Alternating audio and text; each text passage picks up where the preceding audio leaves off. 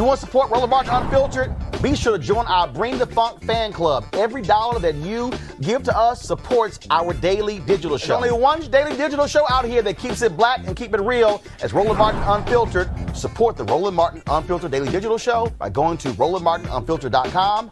You can make this possible. This morning when I woke up to a Google alert with regards to an issue that's been going on between the Trump campaign and one of the founders of the Lincoln Project, Rick Wilson, a never Trumper. He's been a huge critic of Donald Trump his entire presidency.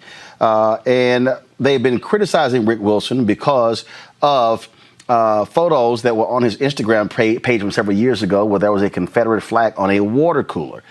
Rick Wilson came out and said that he said that was nothing that him or his family supported nor endorsed, but that it was a girlfriend who was interested in his son, who brought it as a gift to his son.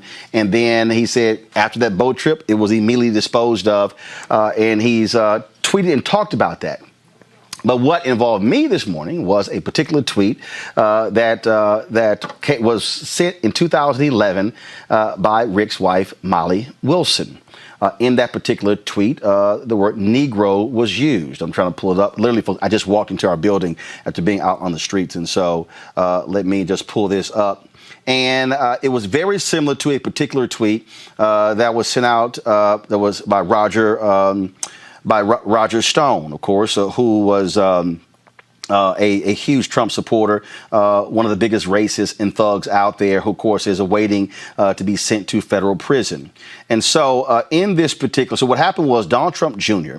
Sent out a tweet last night saying, "Hey, Rick Wilson, do you and your wife usually use the term Negro to describe black Americans?" Trump Jr. tweeted, "Perhaps while sitting on your South will rise again Confederate flag cooler. Not very woke, racist Rick Wilson." He couldn't spell Wilson. So what happened was there was a particular tweet that was sent out by his wife. Let me know, team, if y'all able to see this here.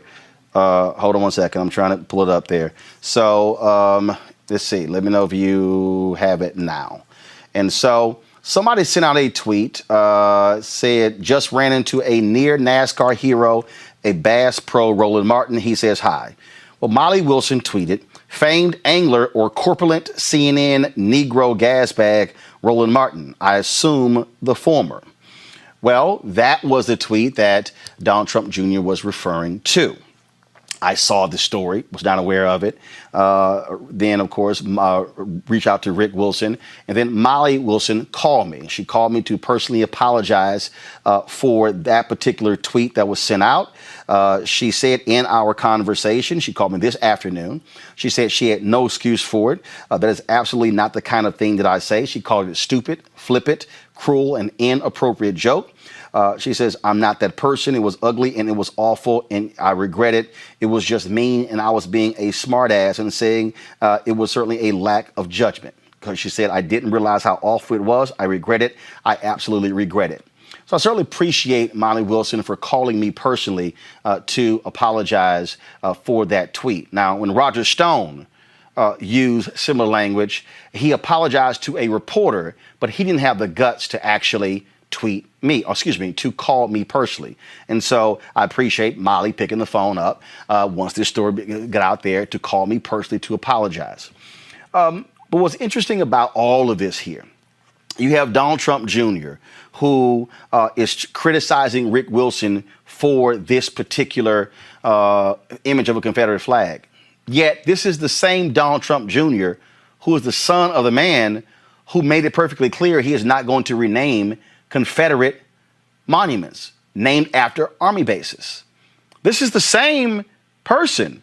I've never seen them really condemn the flying of those Confederate flags all throughout the South and other places next to Trump signs. See, so it's real interesting when you have Donald Trump Jr., who is attacking Rick Wilson. Let me be perfectly clear. I don't support anybody waving the Confederate flag. I believe Mississippi should get rid of that flag as well. And speaking of that, here you have the SEC who announced today that they are not going to hold any championships in Mississippi unless that flag, that Confederate flag, is off of their state flag. The NCAA already has that in place. So here's what I want to see. I want to see Donald Trump Jr. call out the state of Mississippi, and I want to see Donald Trump Jr. call on his dad to tell Mississippi, take down that Confederate flag. See, it's real easy. It's real easy if you're Donald Trump Jr. and you want to condemn Rick Wilson and condemn his wife for a photo of a Confederate flag on a water cooler that was on their Instagram page. That was several years ago. That's real easy.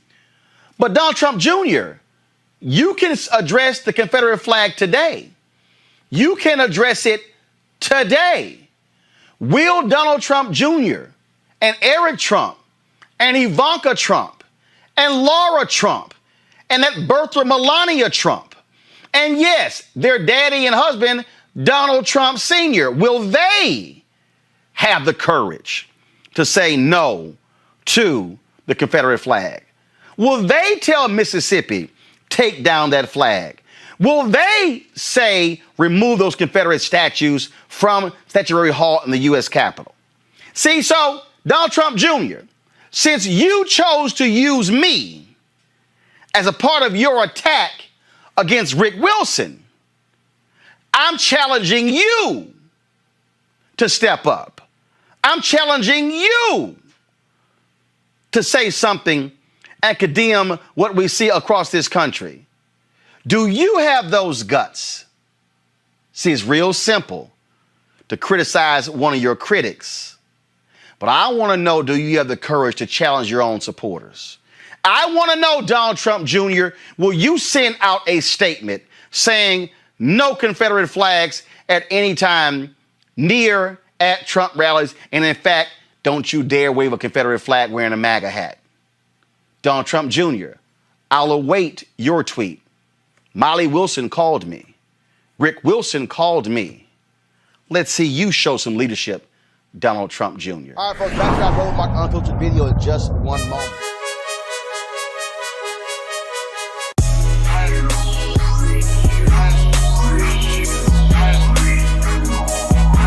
Ceek.com, folks. So we got their headsets. Mary Spio, she, of course, is the founder, the creator, designer of these headphones. The 360-degree 4D headphones. Amazing sound. Gamers love them. Of course, I love music, and so it's great to listen to this wonderful sound that really travels around your entire head. That's why I love them the most. Plus, they're black and gold, being an alpha, I'm just saying. If you want to get the headphones, all you got to do is go to Ceek.com, Ceek.com, Ceek.com, and just simply use the promo code RMVIP2020. You see it right there. RMVIP2020 at Ceek.com.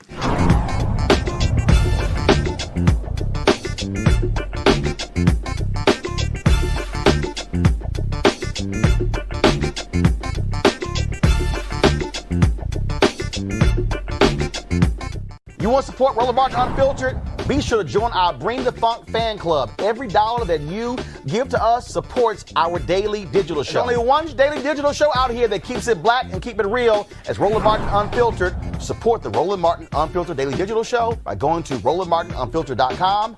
You can make this possible. No charcoal grills are allowed. I'm white. I got you, bro. Illegally selling water without a permit on my property. Whoa! Hey! You don't live here. I'm uncomfortable. How about this? White woman in California acts a fool by dogging this man who's Asian, who's writing on his own property. Watch this. Well, there's a problem. The man who was talking is James Guanillo. He lives there. It was his property. That Karen, she's the CEO of her own cosmetics company. Lisa Alexander, she's the founder and CEO of LaFace Skincare. They have since taken down their website after this video went viral. She issued this apology. There are not enough words to describe how truly sorry I am for being disrespectful to him last Tuesday when I made the decision to question him about what he was doing in front of his home. I should have minded my own business. It's a longer apology, y'all. And she went on to talk about how because he had offered for them to meet for drinks or coffee or lunch or whatever. And she said she wants to do that because she wants to learn more because she realized she screwed up. Oh, but it's better. Her husband, Robert, well, y'all, Robert doesn't have his job anymore. Yeah, that's what happens when you're sitting here married to a Karen, and then you want to support your Karen, and then things change. Go to my iPad, please.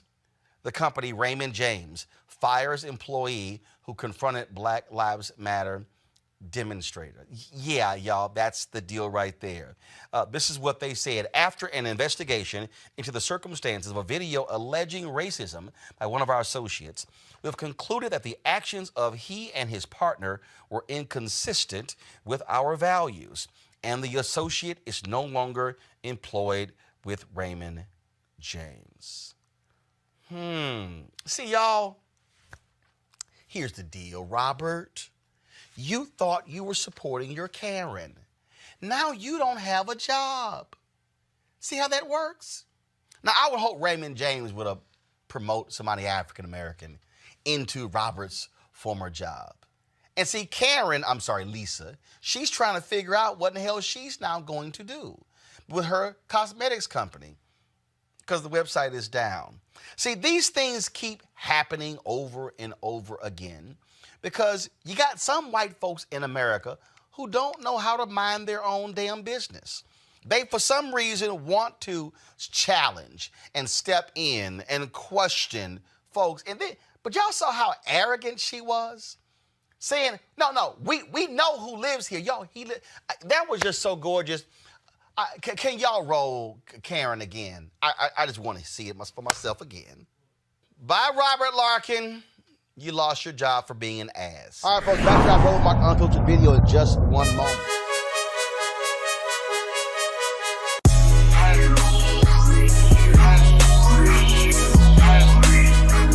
Fam, we support black businesses, obviously, so check out these headphones by Ceek. Mary Spio, her sister, she is the designer, the inventor, the creator of these unbelievable great headphones, 360-degree sound 4D headphones. If you do gaming, you can use these headphones. You can actually talk. There's Bluetooth as well. Unbelievable. And so they got a partnership with us, folks, and that is you have a promo code. If you buy these headphones, you get a discount. Go to Ceek.com and use the promo code right there. You see it, RMVIP 2020. RMVIP 2020. And so we certainly want to thank Mary Spio and the folks at Ceek.com.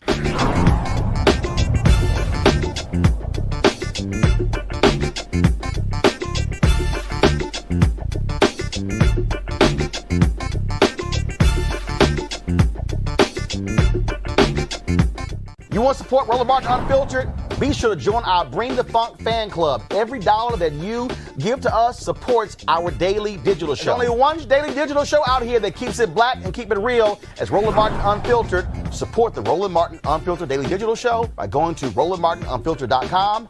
You can make this possible. I do want to do this here. I was trying my best to ignore this. And it really bothers me, Greg, when I see, it really bothers me when I see videos and I see black people who talk loud, speak with conviction, but have no clue what the hell they're talking about. So I came across this video, and many people have sent me this video of this sister trying to read this white woman, trying to drop CVS long receipts on her about how racist the Democratic Party is and how black people were all about the Republican Party. And I was going to ignore it. But the reason I can't, Greg, is because I had all these people who were tweeting me saying, oh, she's right, she's right. And that's when I went, okay, now we got a lot of really dumb people who have no clue at all about history. So here's what I'm going to do, y'all. It's 2 minutes and 6 seconds. So we always do one of our great deconstructions. And so normally I do it myself. So this time I'm going to allow the panel to deconstruct it. So y'all just let me know which part you want to deconstruct, okay? And I'm a pull up. Somebody had sent me what this child's name is. I think last name was Battle or something. I'll come across it. So let me just go ahead and play it. So watch this, y'all. I would be in the same position you're in, so I'm not even mad at you, baby, for feeling like, oh, fake news. This is the thing. I know people don't like Trump. I understand that. But let me tell you something. If I had to pick between him and Joe Biden, I'm not voting in Joe Biden. You want to see a bunch of black people go to jail by the next 4 years? Put Joe Biden in. Watch what happens. You want to see black men get killed substantially? Like you've never seen before, put Joe Biden in and watch what happens. These Democrats, and I'm sorry to say this, I'm not trying to be racist, but they hate black people. These are the same people who fought to keep slavery in. These are the same people who built the KKK. These are the same people who hated us from the beginning. The Republican Party is the party of the blacks. Blacks free, the Republican Party is the only party that the black people actually assisted in finding. But all of that history has been torn away. People say, oh, there was this big switch. There was never a big switch. The Union won because we had grown in the industrial era. So we were able to get trains and get supplies back to our soldiers while the Confederate was still riding horses. They were not able to get supplies back fast enough, right? So what happened was once slavery was abolished in the South, the people in the South could no longer make their money from slaves. They had to move to the North to work in the industry to produce. And so the people in the North that already had established themselves in the industry moved to the South. And so that's where it was a transfer of people coming from the South to the North and people coming from the North to the South. There was never a big switch. So the same Democrats who hated black people from the beginning are the same ones who hate us now. And they use our cause. How did Black Lives Matter turn into something about LGBTQ? When blacks really don't support that. We're conservative. We're really not about that. Not only that, we don't support abortion. We're about working. This is the black culture. We ain't never been about that. Not only that, we're not about feminism. No, we're not. Black women marry their husbands and respect their husbands. That's what we on. We're not on this, oh, I do what I want. We don't do that. That's not our community, and you would understand. I know you understand what I'm saying. We don't do that. But yet these people are hijacking our movement, the Democratic Party, they're trying to hijack our stuff. No. Okay, so here's what we're going to do. We're going to play a portion. I'm going to stop, and then we're going to deconstruct and give you actual facts. Okay? So here we go.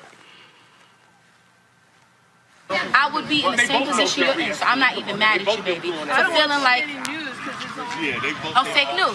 This is the thing. I know people don't like Trump. I understand that. But let me tell you something. If I had to pick between him and Joe Biden, I'm not voting in Joe Biden. You want to see a bunch of black people go to jail by the next 4 years? Put Joe Biden in. Watch what happens. You want to see black men get killed substantially? Like you've never seen before, put Joe Biden in and watch what happens. These Democrats, and I'm sorry to say this, I'm not trying to be racist, but they hate black people. All right. Who would like to take that one first? I'll take that one. Go ahead, Reese. I think it's completely absurd to try to suggest that Joe Biden would be worse for Black people than Donald Trump when literally tens of thousands, hundreds of thousands of people are in the streets marching because of Black men and women, by the way, getting gunned down.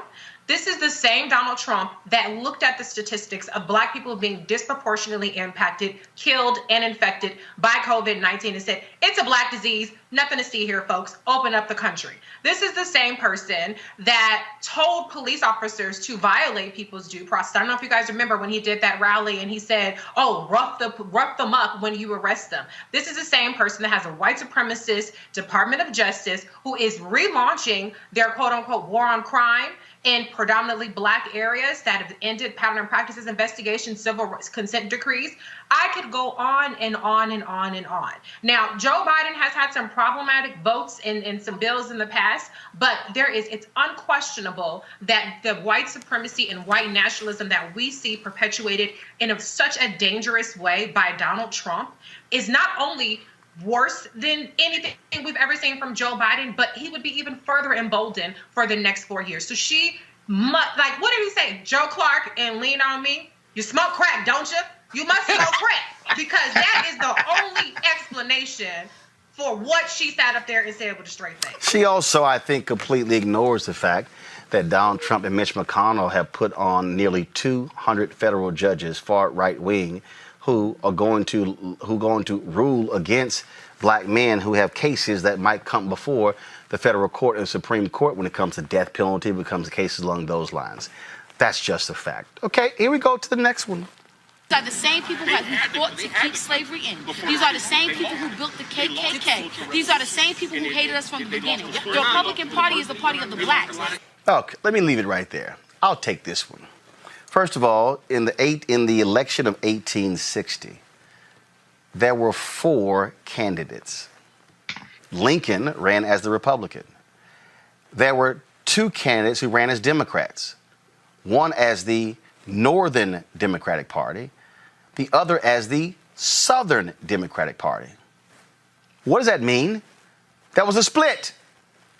There was a split in the Democratic Party in the 1860 presidential election, and Northern Democrats opposed slavery.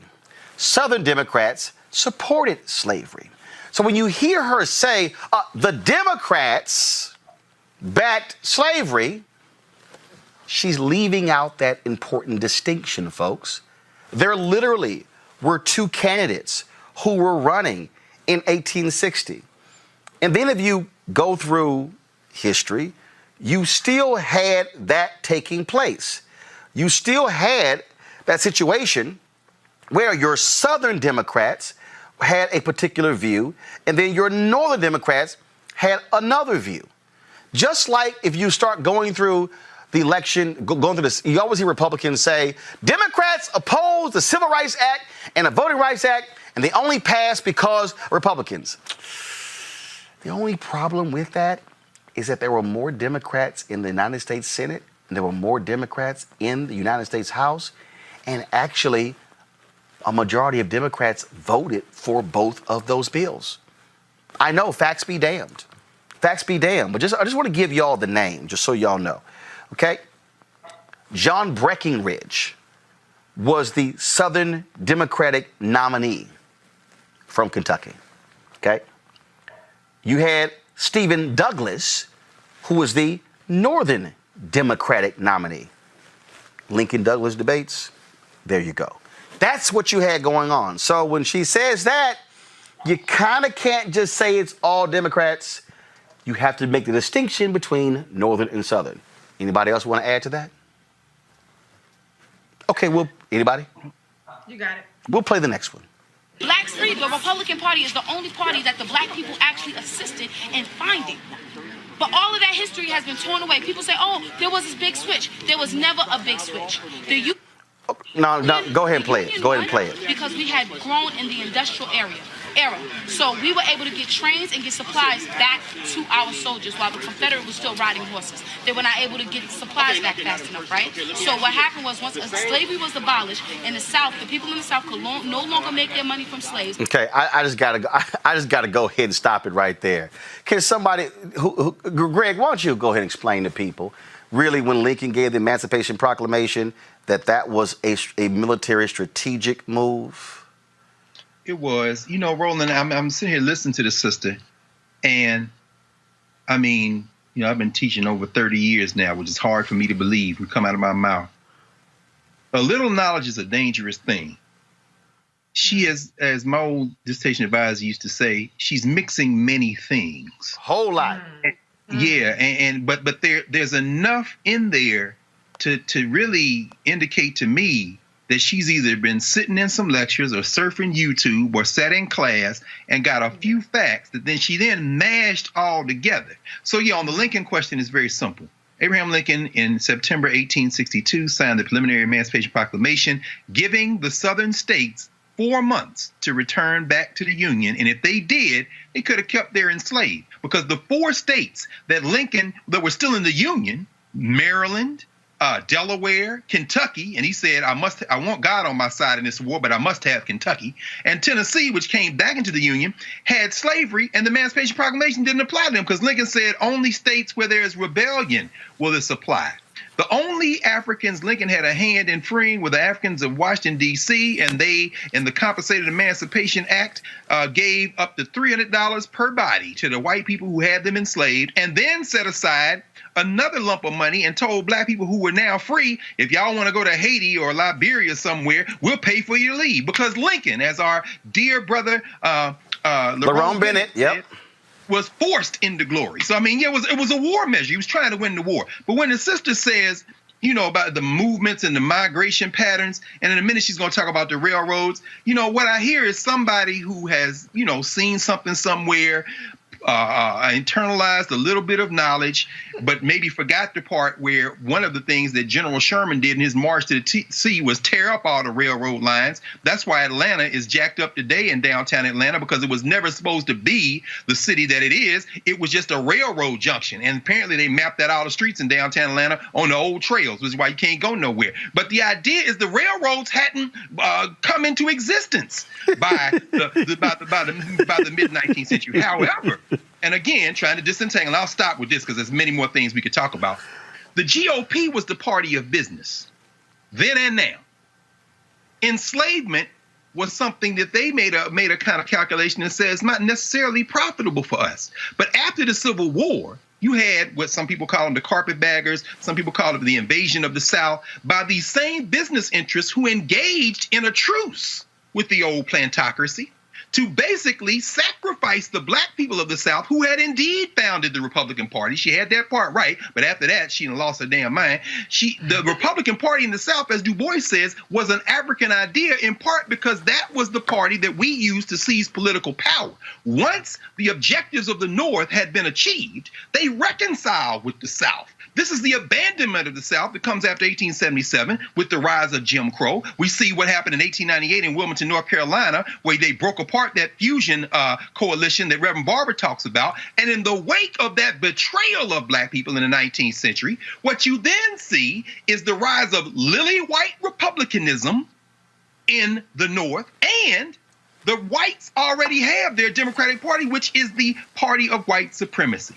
So if the sister had paid a little bit more attention in class, she would have then seen that the only way Africans could crack political power in the South was to go into court, including a brother who helped revive Juneteenth in the 1930s in Dallas, in your home state, Antonio Maceo Smith, the same Smith of Smith versus All Right, the same Smith who helped gather plaintiffs for Sweat versus Painter. Once they cracked that white primary in the South, the Democrats then, recognizing that they're going to have their party now invaded by the blacks, slowly made the turn to the Republican Party. It took them 30 years. But it begins with the manifesto of 1957, where Strom Thurmond, Democrat, where all these Democrats say we are segregationists or Dixiecrats. But the children of the Strom Thurmonds and the Jesse Helms and them went to the Republican Party. Kevin Phillips, Pat Buchanan, the whole Southern strategy. If the sister had spent one more week in class, she'd have closed that loop. No, because she's got some of this stuff. Right. She'd have mashed it all up together. I was hoping. But, you know, right sentiment, 2 facts, but you need a few more letters in that alphabet to spell the words you need to articulate what you feel in your heart, but haven't quite gotten to work out because you don't have all the facts. But come on back to class. And then when she said about the gray switch, I'm just going to play this and come right back. Here we go. They had to move to the north to work in the industry to produce. And so the people in the north that already had established themselves in the industry moved to the south. And so that's where it was a transfer of people coming from the south to the north and people coming from the north to the south. There was never a big switch. So the same Democrats who hated black people from the beginning are the same ones who hate us now. And they use our... Okay, so I just got, because see, that's just beyond stupid. First of all, folks from the South didn't move north. And folks from the north did not move south. What she doesn't understand is that after Lincoln gets killed, Jackson is restoring the land to many of those Southern plantation owners. When they came into the Union, they were like, okay, cool, we can give you your land back. There were many radical Republicans who opposed that, saying, why are we going to give them the land back? So they were restored. They didn't move. They didn't go anywhere. And also, the great transfer, it actually did happen, beginning at the end of World War I and then World War II, where white folks stayed, black folks left. They begin the book. Baby, go please read Robert Abbott and the Chicago Defender and the Great Migration. Please go read about the greatest population transfer from the South to the North, where black folks, where it was so bad that white folks in the South literally would not even let black people read the Chicago Defender for fear that they would wake up tomorrow and black folks would be gone. That actually happened. Then when she says the Democrats, they are the same ones today. Oh, my God, please. I hate to call people dumb, but that's dumb. If you have no understanding that people like Ida B. Wells Barnett actually were supporting Herbert Hoover when he ran for president, even though he was leading the Lily White faction. And then what began to happen after he became president, and then black people saw how racist he was, they began to have an ambivalence about it. In fact, the Republican Party was called what, Greg? The Great Ship? Yep, was a phrase. That's right. All else is the open sea, brother. Frederick Douglass. Okay, I need y'all to read. Need y'all to read, please. If you're gonna go stand in front of some white woman and wave your finger, have your damn facts straight. And so what then began to happen was Republican Herbert Hoover, Lily White Party. Then what follows that? Woodrow Wilson, one of the most racist presidents in American history, Democrat, who comes in, and then you have, guess who's coming in? FDR, who was not necessarily a friend of black people, but he also understood the Great Depression. His economic policies, listen to me, y'all. FDR was not the great emancipator, but his economic policies were what appealed to black people. And then you begin to see the shift of voters. In 1956, Eisenhower got a substantial number of black voters because they were still Republicans because of Lincoln and the Emancipation Proclamation, because the National Democratic Party was being controlled by Southern Democrats. 1948, the Southern Manifesto, when the Democrats met where in Mississippi. We reintroduced the Confederate flag as a part of their whole deal because the Democrats put a very small civil rights item in their plank. The white Southern Democrats got mad. Strom Thurmond was their leader. Baby, I need you to read. 1960, you have JFK versus Nixon. Significant number of blacks supporting Nixon. Guess what happened? You had people like Jackie Robinson who were begging Richard Nixon, stop saying privately you support black people, but you won't say it publicly. And then, of course, Dr. King gets arrested. He's there in Albany. I'm sorry, what is it, Erica? Albany? Is that what it is?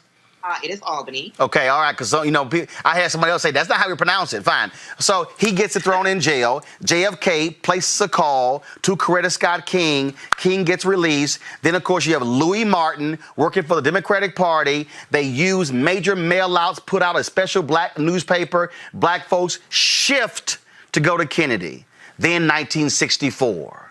Then you have what? Barry Goldwater, senator from Arizona, opposing the 1964 Civil Rights Act. Black people, including Jackie Robinson and other black Republicans, said, no way in hell we supporting this. They supported LBJ. That's when the switch happened. And then 1968, Nixon saw the opening, began to appeal to those Southern Democrats. And then all of a sudden, those folks begin to shift. Then 72, then 76, then Reagan appeals to them. He opens his campaign in near Philadelphia, Mississippi, where Cheney, Schwerner, and Goodman were killed. Then you have the Republican Party. That's why, sister, today, what's the party defending Confederate statues? Republicans in Alabama, in Mississippi, in Tennessee, in North Carolina, in Texas, in Congress. What the hell are you talking about? Please, Well, don't. I think she has I think part of the challenge is that in terms of. Go ahead. Oh no, I was going to say very quickly. There is a sentiment that there isn't a difference between Republicans and Democrats. We know that's not true, but both parties operate in a field of violence against black people. Right. And so, she's the feeling she has. As Erica said, ignorance can be cured. Ignorance can be cured by a little bit of study and dialogue. I think there's a way to pull her back from it. But if we had been standing there, we could have dispatched with the entire and asked her a simple question. Today, the Supreme Court ruled 5-4 in DACA. Do you really want to roll the dice in a minute in another Republican administration and they can get a couple more votes and take away or try to take away everything? See, sometimes we just haven't. She's trying to win an argument with the white lady, so she just got rolling. And let's be real clear here. My whole deal is like I've never self-identified as a Democrat or Republican. The party I'm in, the one called Truth. And so if you're going to speak truth, but don't just make stuff up. Last part here, I know Erica and Reese have been waiting to deal with this last part. But again, ooh, Lord, y'all go on. Turn into something about LGBTQ. When blacks really don't support that. We're conservative. We're really not about that. Not only that, we don't support abortion. We're about working. This is the black culture. We ain't never been about that. Not only that, we're not about feminism. No, we're not. Black women marry their husbands and respect their husbands. That's what we on. We're not on this, I do what I want. We don't do that. That's not our community, and you would understand. I know you understand what I'm saying. We don't do that. But yet these people are hijacking our movement, the Democratic Party, they're trying to hijack our stuff. No. Okay, I heard we don't support LGBT. I heard we don't support abortion, and we don't support feminism. Reese and Erica, I know Ella Baker is like, I'm sorry, excuse me? I know Fan Lou Hamer and Septima Clark and Diane Nash and Constance Baker Motley are like, really? We don't support feminism? I think Merle Evers Williams and Daisy Bates, them sisters were real clear about black women. But y'all weigh in on just the last part what she just said. Go right ahead. Yeah, I was just going to invoke the name of the late Fannie Lou Hamer that departed this life in March of 1977. And just, the late Ralph Ellison said something, and I think about it quite often, that there are few people in the world as dangerous as sleepwalkers. This sister is sleep, and that is the danger of speaking and talking in sound bites. When we're talking about reproductive health and we're thinking about how that impacts black women, particularly at a much higher weight, there's no way in hell that you can't say that we're not a part of that. When we're talking about the important decision that came down from the Supreme Court around LGBTQ, we look at that entire movement and I see black people, I see Stonewall, I see black people. We were people that shepherded change into these most profound movements. I think about even just going further when we're thinking about science. I think about Henrietta Lacks.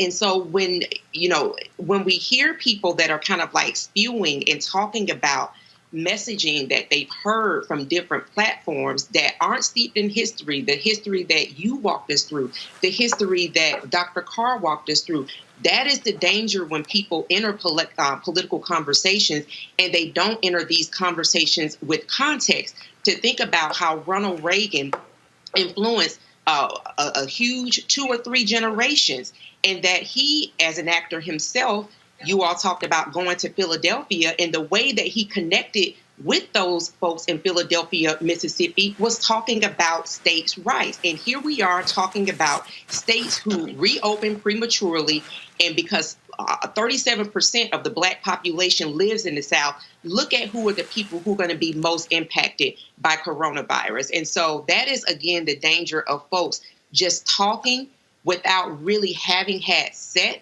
with knowledge.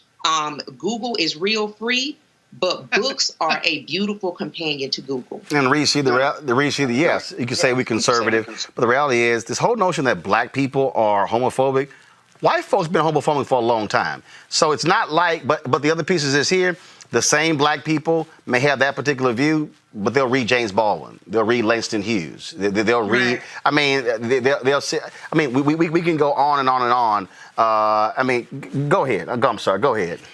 I think what's just very disturbing is I've encountered this mentality. What we have is we have a whole almost, I hate to use this word, but almost radicalized faction of Black people who get these ideas that are completely ignorant and misinformed and ahistorical from these YouTube kind of, scam artists, these grifters that sound exactly like this woman.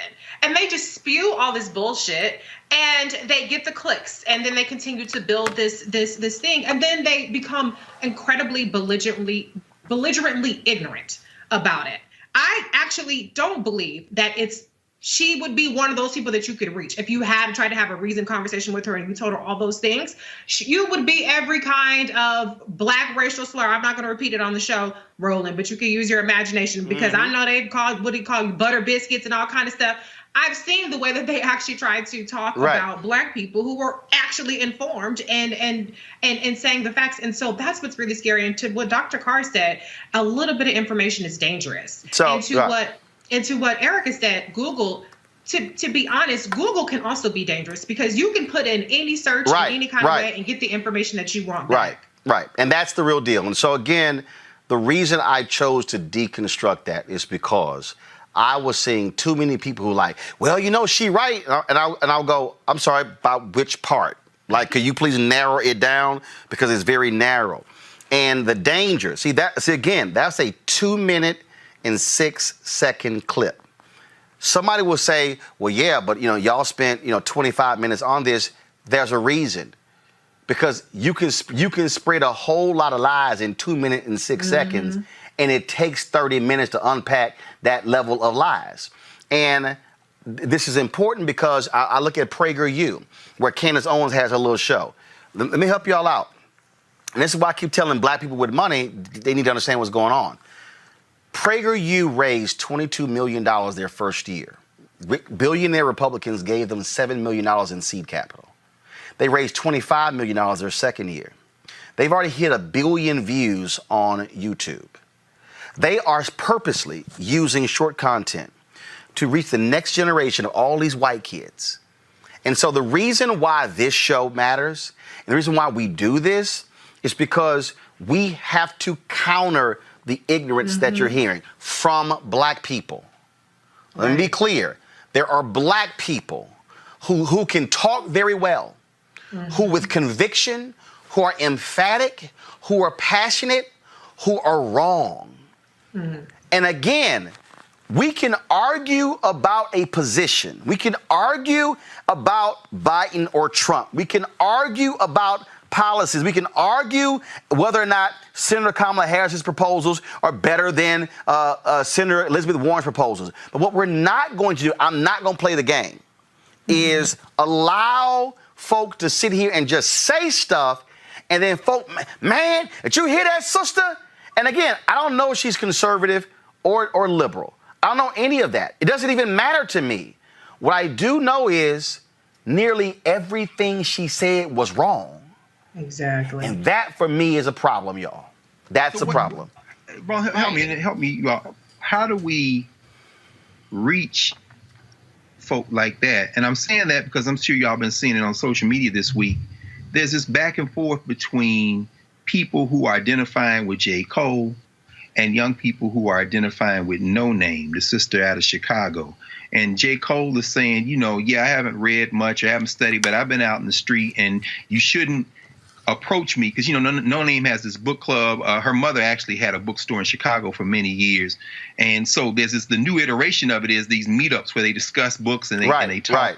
But what J. Cole is saying is that, yeah, I'm for that, but don't make me feel like I don't know anything just because what I know isn't what you know. It doesn't mean what I know doesn't count. Right. And I guess what I'm trying to reach is that in that last piece we just deconstructed. I have a colleague, Valethia Watkins Beatty, who's written about this a lot over the last 20 years. The idea of feminism. I remember Angela Davis saying this. They said, Angela Davis person, they called me a feminist. I said, I'm not a feminist. And then I began to think about it, and I said, there's a form of bourgeois feminism that's affiliated with white women. And then some people say, well, no, it's not feminist, it's womanist. It's like, no, there's a real raging debate around it. But I'm saying some of this is social class.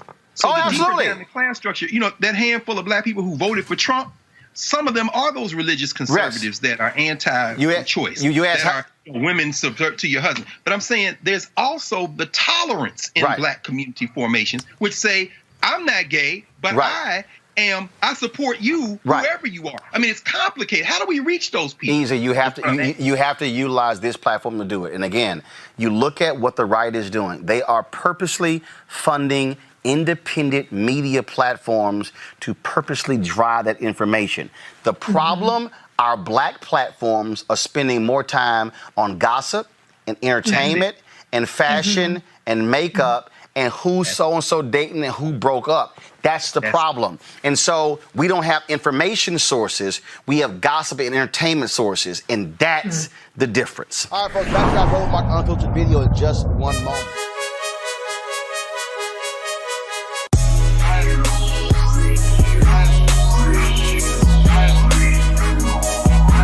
Ceek.com, folks. So we got their headsets. Mary Spio, she, of course, is the founder, the creator, the designer of these headphones. The 360-degree 4D headphones. Amazing sound. Gamers love them. Of course, I love music, and so it's great to listen to this wonderful sound that really travels around your entire head. That's why I love them the most. Plus, they're black and gold, being an alpha, I'm just saying. If you want to get the headphones, all you got to do is go to Ceek.com, Ceek.com, Ceek.com, and just simply use the promo code RMVIP2020. You see it right there. RMVIP2020 at Ceek.com.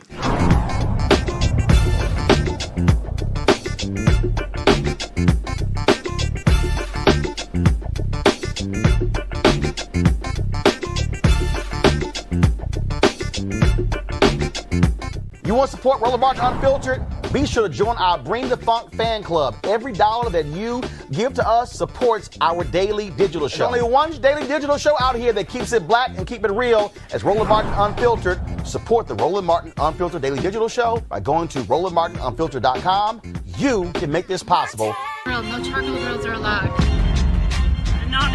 I'm white. I got you, huh? Illegally selling water without a permit on my property. Whoa! Hey! Give me your badge. You don't live here. I'm uncomfortable. In Torrance, California, this crazy-ass white woman is being nominated for Karen of the Year. Hey, listen to me. We don't play games here anymore, okay? Next time you ever talk to me like that, you're gonna get your ass kicked by my family. They're gonna fuck you up. What did I do? They're gonna fuck you up. What did I do? Because you are an asshole. Look at the whole stairs to yourself. You had these stairs and that Why don't you go somewhere else where you can go to a gym? This is not just for you. Oh, you Get the fuck out of this world. Get the fuck out of this state. Go back to whatever fucking Asian country you belong in. Okay, you racist. Fucking bitch. This is not your place. This is not your home. We do not want you here. You put that on Facebook. I hope you do. Because every fucking person will beat the crap out of you from here on out. Don't you ever say, oh, Jesus, to me when I want to use the stairs, you little bitch. There's other stairs. You are a sick, fucking, ignorant teenager. Oh, thank you. Fucking what, middle-aged woman? Who wears black in California sun? Who the fuck wears black? Are you an idiot? You wear black in California sun? Seriously? Risha, that woman was a little bit more calmer than my ass would have been with Karen cussing me out like that. They know. I've heard a statement, and I believe that white people started it, but it's monkey know which tree to climb, and they know who to try and who not to try. Because I wouldn't have picked up the camera because I need to set up, you know how some people do, I won't say white folks, but you know how some people set up their pre-checks and their calls? It would have been all, don't hit me, don't attack me, and I would have been wearing her ass out. Listen. You can carry a phone or you can carry some mace. If you ain't got hands, guess what? Then you need to be walking around with some mace. And as soon as these folks come into your face, shh, mace them all up in the face. Get them all out your space. It's a threat. She was all up in that woman's face with COVID-19. She ain't have no mask on. She was going off. Oh, no, it would have been some, I don't want to say violence, but it would have been a different kind of exchange where she understood I'm not the one. Erica? This is my mace, and so I am very well trained. And I agree with Reese. I believe that those folks know or believe that they know who it is that they can run up on. Definitely can't be a sister. And we're starting to see this really as white people are beginning to lose their mind because they're understanding the power that they believe that they once held, the spell that folks were under disbelief of their power. They're seeing that is going away, and they're seeing that that authority that protected them via law enforcement is being challenged as well. So we'll continue to see more of these recorded incidents, but be very clear. You run up on a sister, especially this one with locks, your mace is going to feel real different. All right, folks, back to our Roland Martin Unfiltered video in just one moment.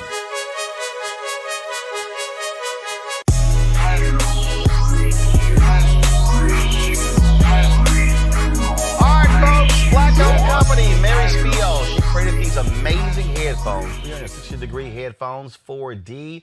Gamers love them. I love them with music. Of course, you can even talk on them. They're Bluetooth. Just great set of headphones.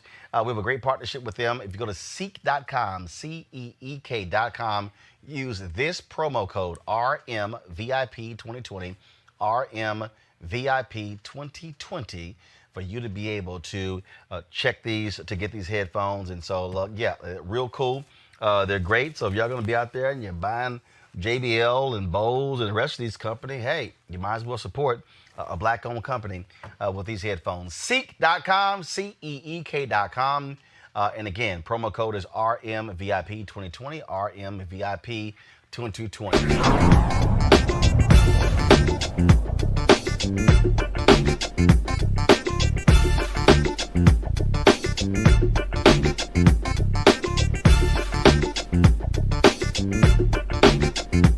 You want to support Roland Martin Unfiltered? Be sure to join our Bring the Funk fan club. Every dollar that you give to us supports our daily digital show. There's only one daily digital show out here that keeps it black and keep it real as Roland Martin Unfiltered. Support the Roland Martin Unfiltered daily digital show by going to RolandMartinUnfiltered.com.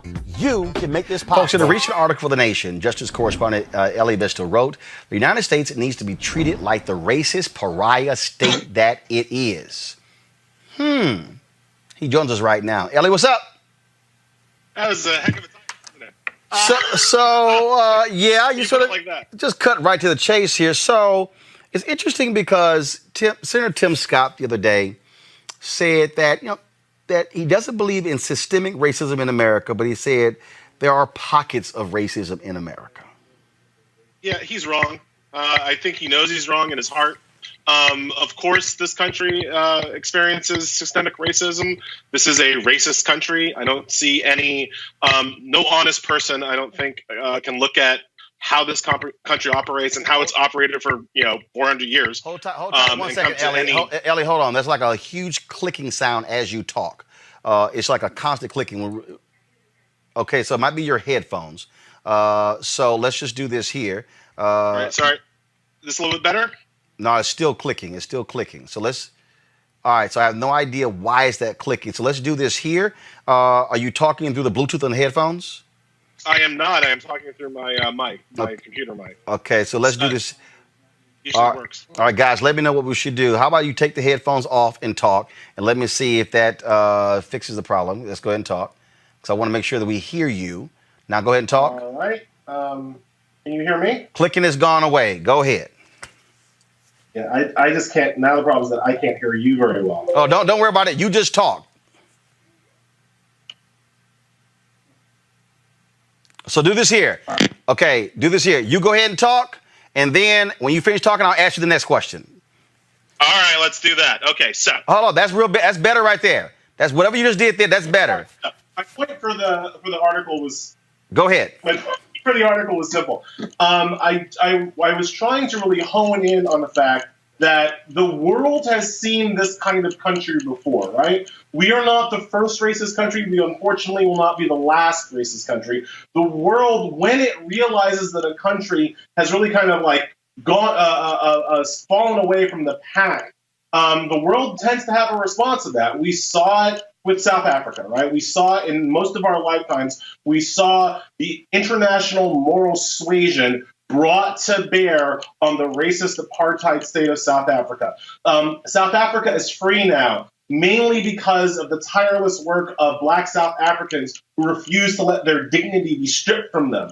But it's also because of the moral suasion of the international community. It's also because South Africa was banned from the damn Olympics, right? Also because South Africa was economically divested from. It's also because people boycotted companies who did business in South Africa. And at a moment where we see George Floyd, Black Lives Matter protests springing up, sparking up all over the world, if the world gets to the point where it's willing to divest from America the way the world was once willing to divest from South Africa, that's the special sauce. That could be the nitro to the Black Lives Matter movement really getting structural change happening in this country. Well, so that particular point is important, and the problem is, in fact, in just a moment, the next guest, I'm going to talk about how the United States has used back channels to get these African nations to back off of their call for the UN's top human rights body to launch a scrutiny to the United States. Here's the reality. In this country, we want everybody else to get their stuff together, but America has never liked when somebody looked at us. I remember when one of the Chinese presidents came here and he met with President George W. Bush, and he was highly critical of race in the United States. He basically was saying, how in the hell y'all gonna call us out for our human rights violations when how you treated black folks for all of these years in America?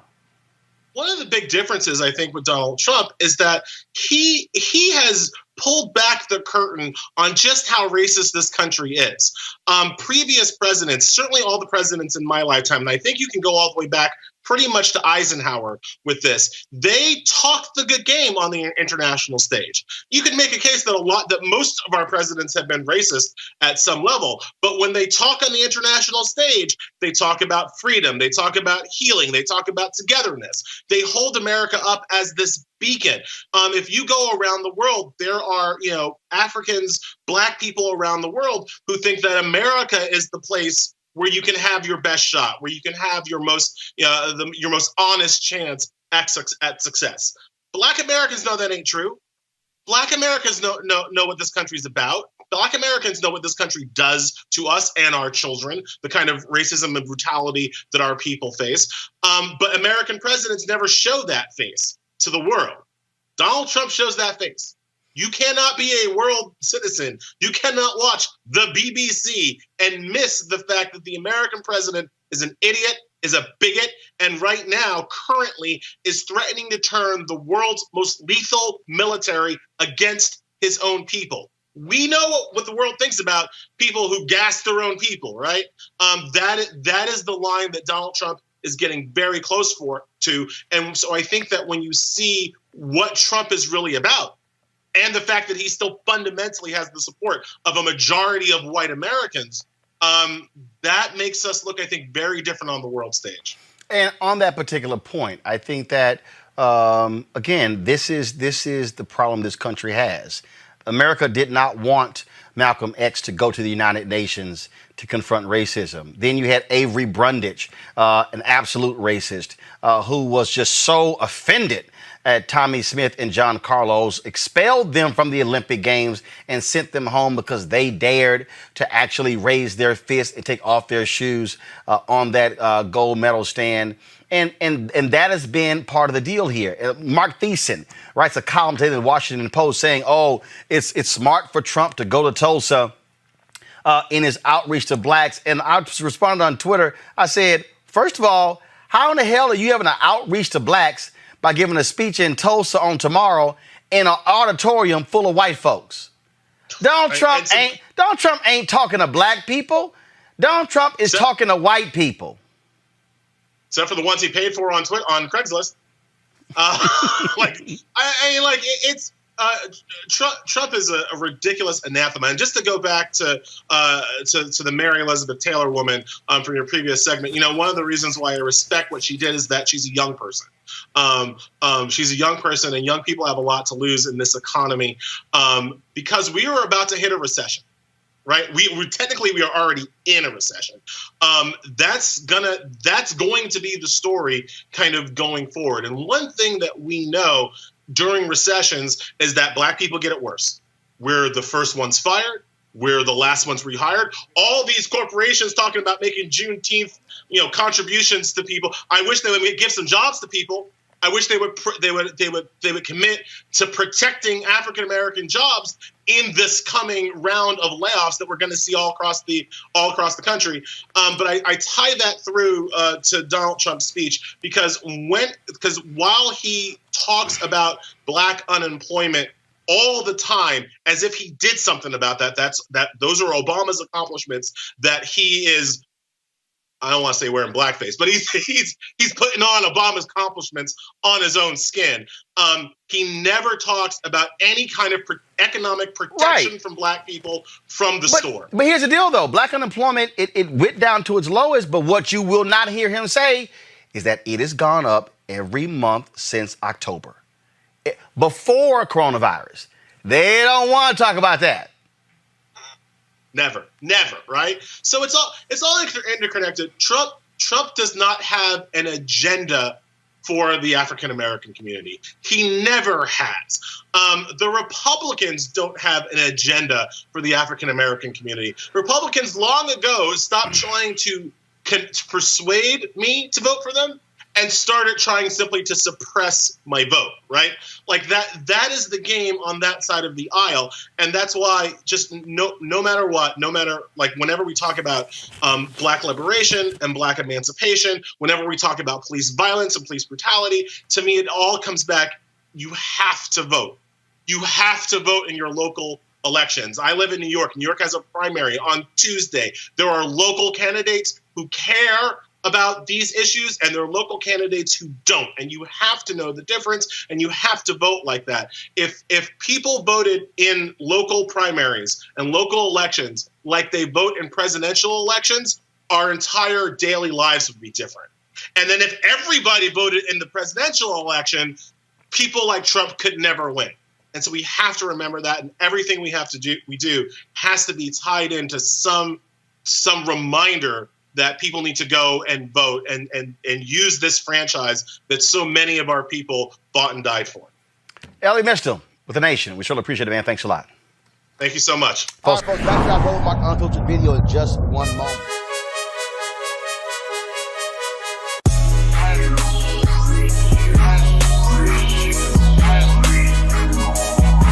Ceek.com, folks. So we got their headsets. Mary Spio, she, of course, is the founder, the creator, designer of these headphones. The 360-degree 4D headphones. Amazing sound. Gamers love them. Of course, I love music, and so it's great to listen to this wonderful sound that really travels around your entire head. That's why I love them the most. Plus, they're black and gold, being an alpha, I'm just saying. If you want to get the headphones, all you got to do is go to Ceek.com, Ceek.com, Ceek.com, and just simply use the promo code RMVIP2020. You see it right there. RMVIP2020 at Ceek.com.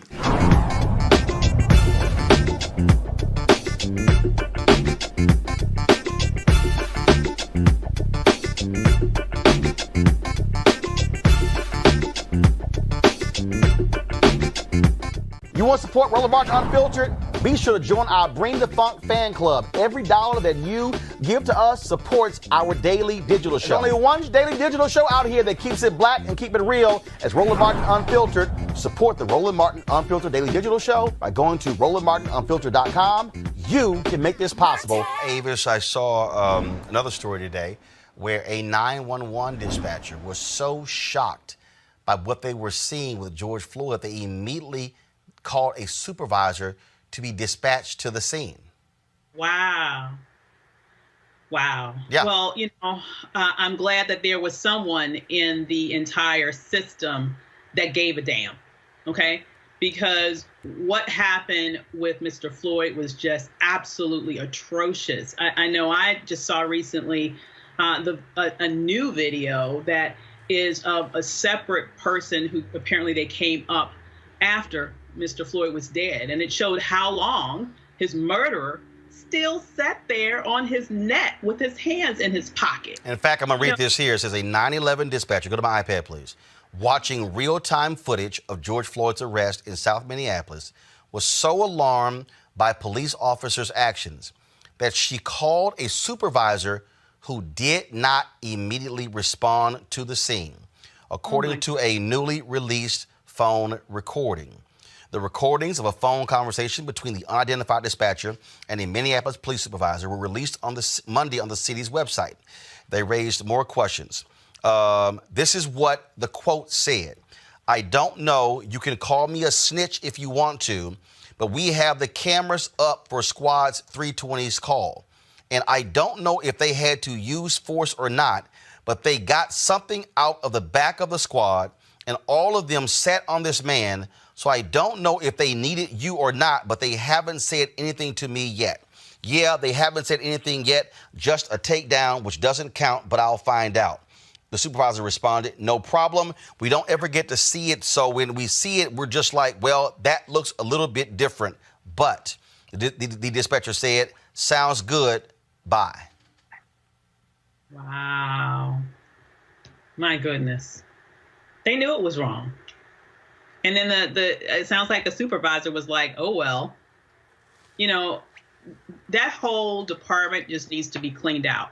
Everybody needs to be fired and they just need to start all over. That's ridiculous. All right, folks, back to our Roland Martin Unfiltered video in just one moment.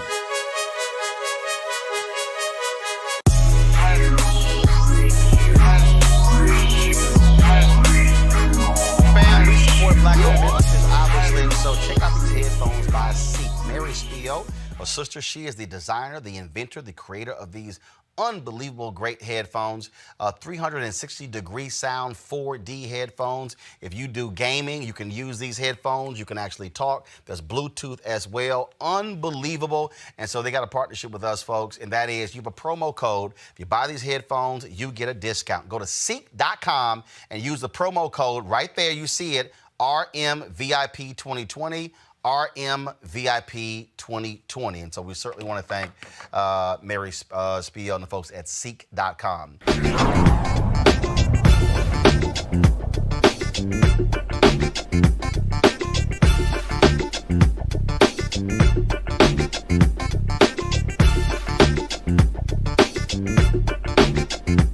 You want to support Roland Martin Unfiltered? Be sure to join our Bring the Funk fan club. Every dollar that you give to us supports our daily digital show. There's only one daily digital show out here that keeps it black and keep it real. It's Roland Martin Unfiltered. Support the Roland Martin Unfiltered daily digital show by going to RolandMartinUnfiltered.com. You can make this possible. When city Republicans unveiled their proposal to reform law enforcement in the United States in response to the national protest following the death of George Floyd. Now, the proposal, called the Justice Act, includes incentives for police departments to ban chokeholds, but does not end them. More disclosure requirements about the use of force and no-knock warrants, but doesn't end them. And penalties for false reports. It also includes emergency grant programs for body cameras, makes lynching a federal hate crime, and creates a commission to study the conditions facing black men and boys. The person who led the Republican effort is Senator Tim Scott from South Carolina, the only black Republican in the United States Senate. And so that's what he announced today. The news conference today, of course, there were a number of things that were talked about there. He made it clear that ending police immunity was not one of those things. Qualified immunity. That is an issue that many people have been raising. Democrats in the House have been raising. So what you now have is you now have two bills that are going on at the same time. You have, of course, the Democrats' bill in the House, and then you have the Republican bill in the Senate. Now, we already know that Mitch McConnell has made perfectly clear he is not going to bring up the Democrat bill. What he wants to do is he wants to actually force a situation where Democrats in the Senate actually will vote against that particular bill. That's what he wants to do. Now, again, earlier today, Tim Scott took to the floor of the United States Senate to speak about this particular Justice Act. This is what he had to say. Has some stuff they need to hear.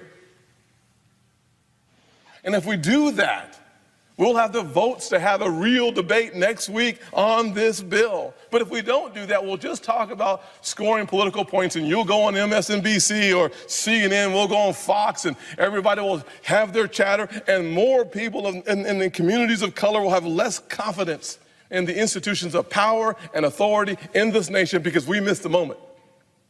We missed it 5 years ago. We don't have to miss it now. Mr. President, as you know, I am not really into theatrics. I don't run towards microphones. I've had a lot of them this last 7 days. I don't talk a lot in conference because why say what other people are saying, and they probably said it better.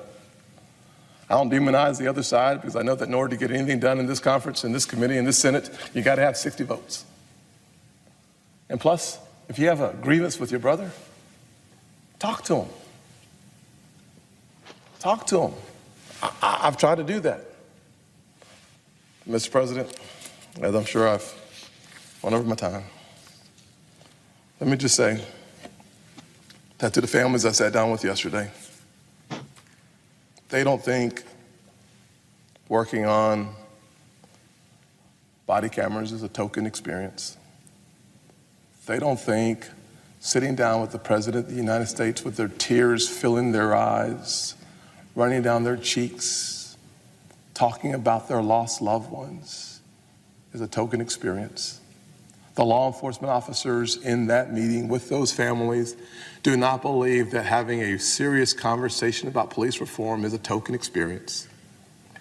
They don't believe that co-responders for the one man who was in the room whose son was having a mental episode, who was shot on the scene, he doesn't think this is a token experience.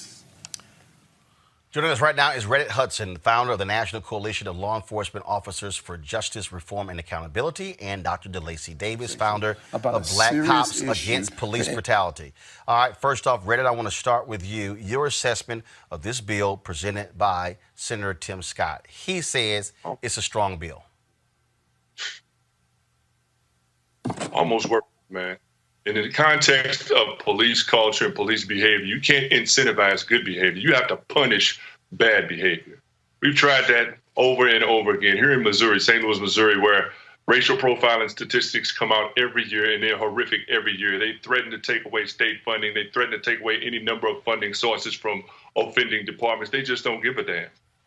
It really is unfortunate for him to describe a moment and then miss it so hugely as he has in this instance. What he needs to do is understand that there is a remake that needs to take place right now. We can't tinker around the edges, which is what he's trying to do, and describe that as some kind of significant institutional change. And for him to describe restoring trust in our institutions, this falls way short of that. We have to have a serious remake of our entire criminal justice response, our entire public safety response, and it doesn't involve trying to bribe some officers not to devalue Black life. DeLacy. Yes, well, you know, when we give children candy to make them comply, it usually doesn't work. They simply want more candy.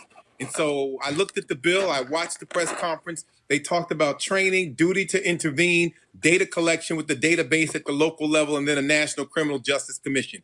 First of all, we've had the Kerner Commission, we've had the Mullen Commission, and then we had the Task Force on 21st Century Policing, which is relevant and there in place. So there's no need for another commission. Second of all, The data collection. What are we collecting data on? We're seeing black bodies laying all over the street. And finally, the duty to intervene. Let's be very clear. In 2016, they had already revised the use of force policy in Minneapolis. In fact, the officers all there with Mr. Floyd had a duty to intervene, and none of them intervened. And then finally, training. How do you untrain the racists? How do you take the racist and white supremacist culture out of policing and somehow get a good cop?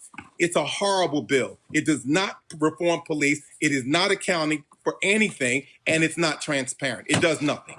The fact, Reddit, that it does not ban chokehold. First of all, let's guys figure out. Let me know what's up with this microphone because I'm keep hearing this microphone that's moving. So please let me know. Tell me what's going on with no banning of chokeholds, no ban when it comes to no-knock warrants. In fact, earlier I saw this MSNBC graphic that laid it out, and it was kind of like, okay, so we hope they change. Yesterday, we had former Sergeant Cheryl Dorsey, the LAPD, where the cop said, "Oh no, that wasn't a chokehold against Eric Garner. I think she said that was like an upper body seatbelt type restraint." I mean, that's the kind of stuff that they've said. Yeah. It is utter madness, and you nailed it, Roland. You hit it on the head. What they're doing is positioning themselves. As much as Tim Scott tried to decry the political aspects of this and say that it shouldn't be politicized, that's exactly what they're doing. When they introduce a bill like this, as you said, what they're looking to do is get a no vote on it from people who are more serious about addressing the real issues that face us as a nation right now, when we have a real opportunity to eradicate institutional racism and police culture and do it through legislation and movement and work on the ground. Combined together, we can get that thing done. But with senators like Tim Scott doing the appeasement dance with police unions and the other folks who were surrounding Donald Trump when he signed that wonderful executive order that he put out yesterday or the day before, this is what you get. Ineffectual legislation that does nothing more than give them something to talk about, claiming they're making a real effort to address systemic issues. He couldn't even acknowledge. I mean, I was floored. A good friend of ours, Reverend William Barber, said he was speechless when Senator Scott said that there is no systemic racism in the country, and it's not a racist country. When you're living that far away from reality, I don't expect you to be effective on real problems. No ending of qualified immunity in Senator Scott's bill, DeLacy. That is the case in the Democrats' bill. Democrats' bill, no new funding. Republicans, more funding in their particular bill as well. If you don't deal with qualified immunity, can you actually deal with the issue? Absolutely not, because you can't get inside of a police officer's head when he or she says, "I was in fear of losing my life." What are you going to say, that they're not in fear? You can't argue that point. It's a point that won't be argued. We know that the courts have extended qualified immunity to include police because that was not its original intent. I listened to Senator Shelley Moore Capito, and she said that this bill was pro-civil rights and pro-law enforcement, and there's no conflict. Well, therein tells you everything, because if law enforcement is killing me, black and brown people, and leaving me dead in the street, and you're telling me this is pro-civil rights, it is inherently conflicted in the fact that they can't call it what it is. They can't talk about institutionalized racism. The fact that they want to continue to study what their answer is, we want to put more money in for more police on the street, which is problematic. And the other side, and the community is saying, we want to defund the police, reallocate those resources, because the community is suffering when they call the police. So the people who are most vulnerable, fragile communities, and those in need of law enforcement are actually being told now in this bill, we're going to send you more cops, and that means you're going to be exposed to being killed more frequently. DeLacy Davis, Reddit Hudson. Gentlemen, we appreciate it. Thanks a lot. Thank you. Let's go to our panel. Scott Bolden, your assessment of this Senator Tim Scott bill. They're just not serious. They are not serious because they believe that the police are fundamentally good and that the bad apples are poisoning the reputation of these police officers, and that they need their political support and votes from white conservatives and whites in rural areas who believe that the police come to protect and serve, and that the police are basically good. They just have hit a rash of unintended consequences of using deadly force. Just not the case. If you look at the Democratic bill says enough is enough, and these are the changes we need to make. The police don't deserve these protections. And so at some point in time, these two bills could come together, but the fundamental premise of each bill is so far apart that you're not going to get resolution until you believe that Black Lives Matter. That if you are complicit in bad policing, then you are a bad police officer. If you don't change the standard from reasonable force to necessary force, you're not going to stop these shootings. And if you don't put money into training and evaluating who you're giving guns and badges to, then you're not going to get to the root cause of this. These are Black and white and brown police officers who have this mentality. And how about annual training or annual evaluation as to whether you are a racist or whether you believe you're in combat against those on the street, the public, when you go to the Black community or brown community? How about testing for that? Because you shouldn't have a gun and a badge and use deadly force simply because you don't have cooperation from a Black man or brown man or woman on the street. This is nuts. You see, these killings are going to keep going on. See, after George Floyd, you'd have more killing. You've had white people abused with peaceful protesters, haven't you? Something is wrong. They don't care. It's not stopping because of the protest. You're going to take legislation. You need that. But you also need to reevaluate how you're evaluating police officers before giving them a gun and a badge. It's twofold. You got to do both of them. And if you don't do both, the killing fields of Chicago, Atlanta, DC, New York, of Black men by police is not going to stop. Bottom line is, Robert, again, what people want is they want change. And what Donald Trump has made clear, he does not want a bill that law enforcement does not endorse. Law enforcement is not going to endorse banning a chokehold, ending qualified immunity. They're not going to simply endorse those. Oh, well, look, Tim Scott has been put in an all but impossible position. He's in charge of drafting a bill, a compromise bill, that can get 60 votes in the United States Senate. Right now, there are probably 500 bills sitting on Mitch McConnell's desk that have come over from the House of Representatives that he's never brought up to a vote. Environmental regulations, health and safety regulations, all sorts of things that we need as a nation. Tim Scott is trying to draft something that he believes can pass and can go into law. So the question is, where do you make the compromises at? Where do you go? What can we offer? What can be created where we can get something that can actually pass and be signed into law and move us incrementally into the direction of ending these practices? What we know is 5 years ago, when these things started, you got an absolutely zero Republican response or zero Republican votes on this. 3 years ago, Donald Trump was saying, drag that SOB off the field with regards to NFL players who are kneeling. So the fact that now we are even having the conversation and getting some form of legislation, I think that is a beginning point to jump off from. So instead of us hopping on Tim Scott, let's find out how can we make his bill better? How can we bring in more elements of the House bill and still get the 60 votes we need for it to pass? Otherwise, we, as Tim Scott said, why are we moving incrementally then, Robert? Why are we moving incrementally?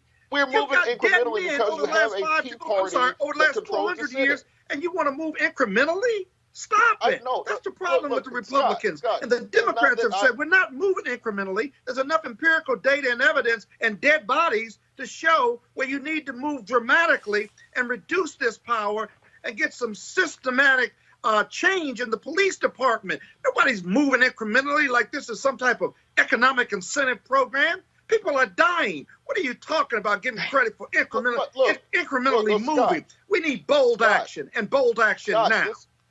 Scott, this is the issue you're going to run into, that it still has to pass a Senate that is controlled by Mitch McConnell, or you have Rand Paul, who is blocking the anti-lynching legislation, where you have we're going to take care of them in November. If we can't happen, we're going to happen later. Take care of it in November, or you can pass what you one have second, Robert. You're saying that Black lives one second, Robert, finish. Black lives incrementally, not decisively. Stop it. Enough is enough. Stop it. Look, Scott, if the United States Senate had a composition like this panel, I would agree with you completely. But you have to have something that can pass and can be signed into law. Dr. King didn't get everything he wanted in 64. We didn't get everything we wanted in 65. The fact is we have to start moving the ball forward or we're marking time. We can't continue marking time. 1 second. Don't talk over each other. I can't hear either one of you. Brooke, I want to go to you. Robert just said that. Yeah, so hold on, Brooke. Hold on. Robert just said that Dr. King didn't get everything that he wanted in 64, 65. But you look at the Fair Housing Act. That was filibustered by Republicans for 2 years. And it was Senator Edward Brooke, the first African-American elected since Reconstruction, Alpha Scott. And he was the one who fought his own party and broke the filibuster. At some point, Senator Tim Scott, Brooke, needs to stand up to his party and say, no, if I'm going to put a bill out, I'm going to put a real bill out. And these are the things that need to be in it. There have been times where Senator Tim Scott has said, this federal judge, bridge too far, and they withdraw the nomination. Senator Tim Scott can be far more aggressive in challenging his party. He has the moral authority, and trust me, they will listen, but he has to be willing to actually do it, Brooke. Yeah, he's not put in an uncomfortable position. He chose this position repeatedly. He is where he wants to be. It's his decision. It's a conscious decision that he's making to be the face of a bill that I think we're talking a lot about how much good this does and not enough about does this cause harm? Because this bill not only doesn't really ban anything that's deemed problematic when it comes to policing right now, but it also puts more federal funds into police departments at a time where experts and activists are saying, hey, we need to take at least some funding out of these police departments and put it into other public services that will better help serve our communities and choose other ways outside of violence to help keep crime down, to help keep our communities safe. So forget about how much this helps or what little or not getting everything. Does this bill cause harm? And I think a lot of people who are focused on how much money goes into policing, I think they would say yes. This is, and again, the data is there with the dead bodies. The data is there. What else you got to study? Tell me what else you want to study about dead people and dead black men at the hands of road cops, bad cops, violent cops. What else do we need to study? Yep. More dead bodies. Stop it. Well, again, we can wait till 2021. We can wait until we get the Democrats. Here's the deal. Fine. Here's the whole piece. Allow the Senator Tim Scott bill to move forward. Let's see if it actually passes, if Democrats have courage to say, no, this bill is not good enough. And then watch the House pass their bill. And then if Mitch McConnell chooses not to bring the House bill up, Mitch, that's on you. And we remember that when he's running for re-election come November. All right, folks, back to our Roland Martin Unfiltered video in just one moment.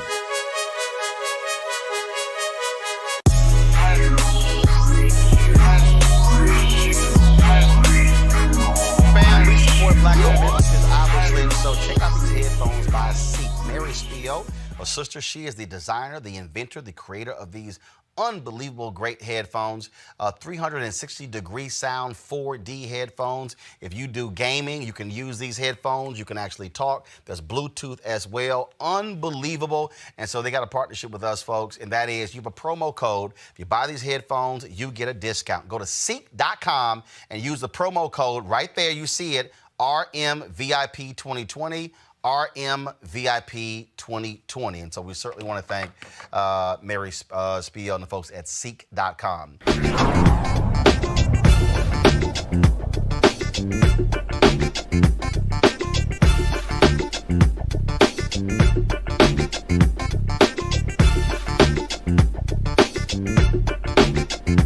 You want to support Roland Martin Unfiltered? Be sure to join our Bring the Funk fan club. Every dollar that you give to us supports our daily digital show. There's only one daily digital show out here that keeps it black and keep it real. As Roland Martin Unfiltered. Support the Roland Martin Unfiltered daily digital show by going to RolandMartinUnfiltered.com.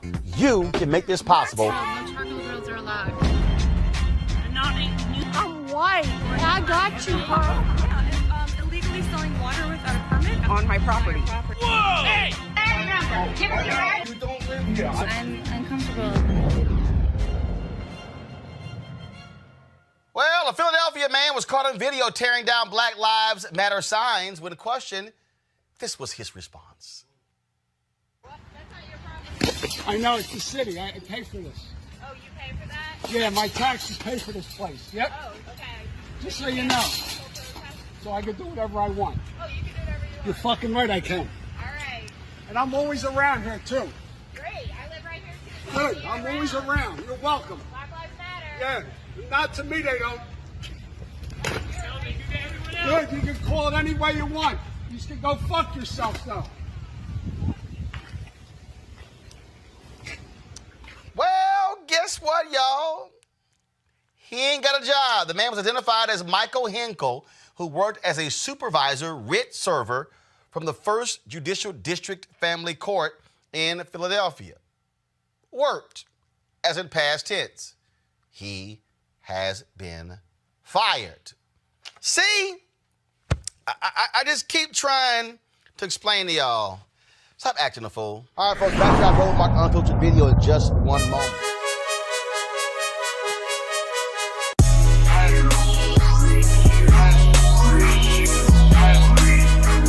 Fam, we support black businesses, obviously, so check out these headphones by Ceek. Mary Steele, her sister, she is the designer, the inventor, the creator of these unbelievable great headphones, 360-degree sound 4D headphones. If you do gaming, you can use these headphones. You can actually talk. There's Bluetooth as well. Unbelievable. And so they got a partnership with us, folks, and that is you have a promo code. If you buy these headphones, you get a discount. Go to Ceek.com and use the promo code right there. You see it, RMVIP 2020. RMVIP 2020. And so we certainly want to thank Mary Spiel and the folks at Ceek.com.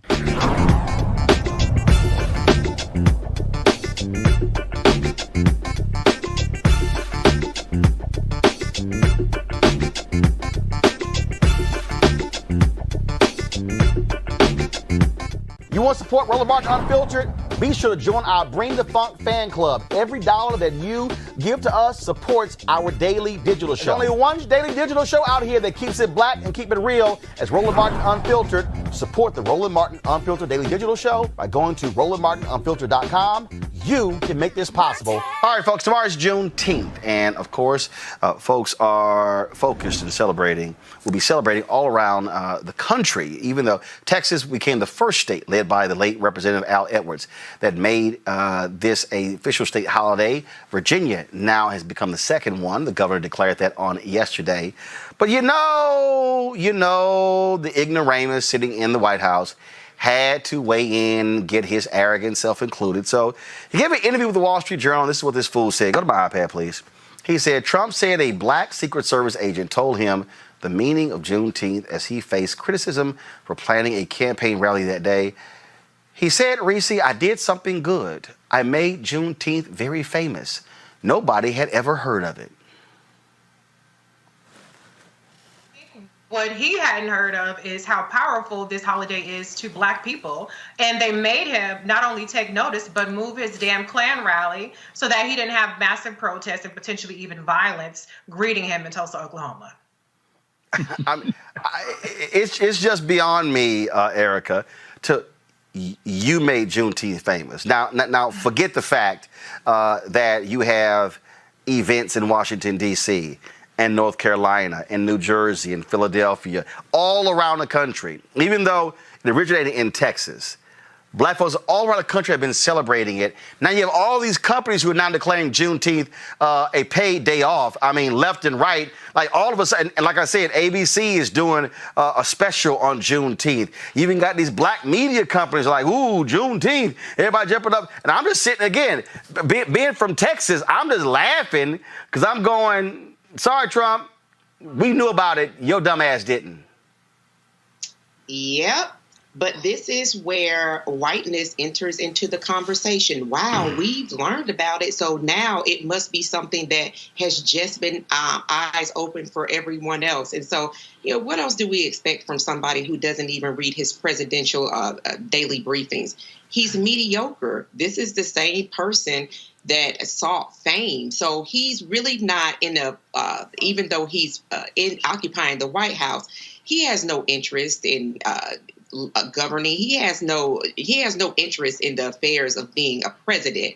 What he is most concerned with are approval ratings and keeping those 5 black people that refuse to leave his side happy. Greg.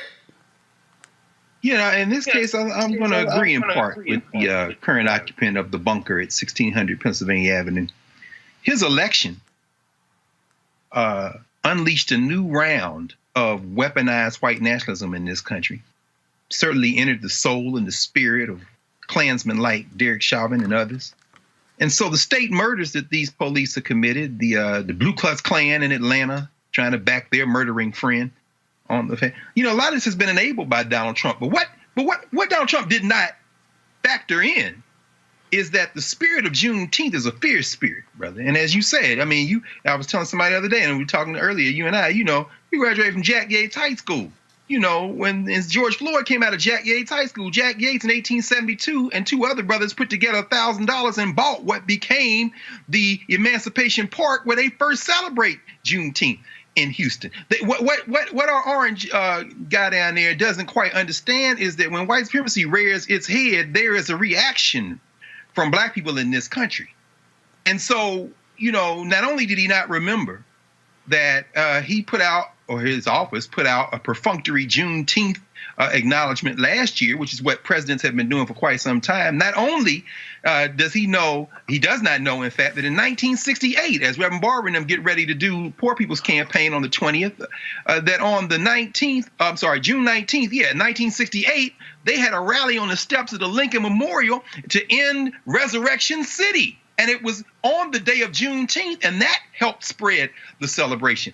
Donald Trump doesn't quite understand as he goes to Tulsa, which, by the way, is just reported a quarter of the over 400 new COVID-19 cases that were reported today, making the number one-day high, and the previous high was on Wednesday. As he goes out there, perhaps he needs to reflect on the fact that if he wants to take credit for making Juneteenth this kind of popular, he should probably also take credit for unleashing the wrath of black people in this country. And in that respect, I'd give him a little partial credit for that. So I don't give him partial credit for nothing. That's the professor in you. I don't give him credit for a damn thing. Bottom line is, he didn't know what the hell Juneteenth was, and he just wanted to be arrogant about it. All right, folks, back to our Roland Mark Unfiltered video in just one moment.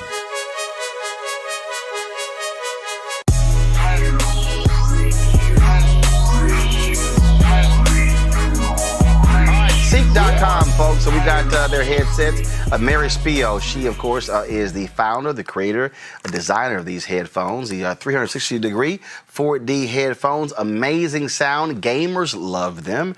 Of course, I love music, and so it's great to listen to this wonderful sound that really travels around your entire head. That's why I love them the most. Plus, they're black and gold. Being an alpha, I'm just saying. If you want to get the headphones, all you got to do is go to Ceek.com. Ceek.com, Ceek.com. And just simply use the promo code RMVIP2020. You see it right there. RMVIP2020 at Ceek.com.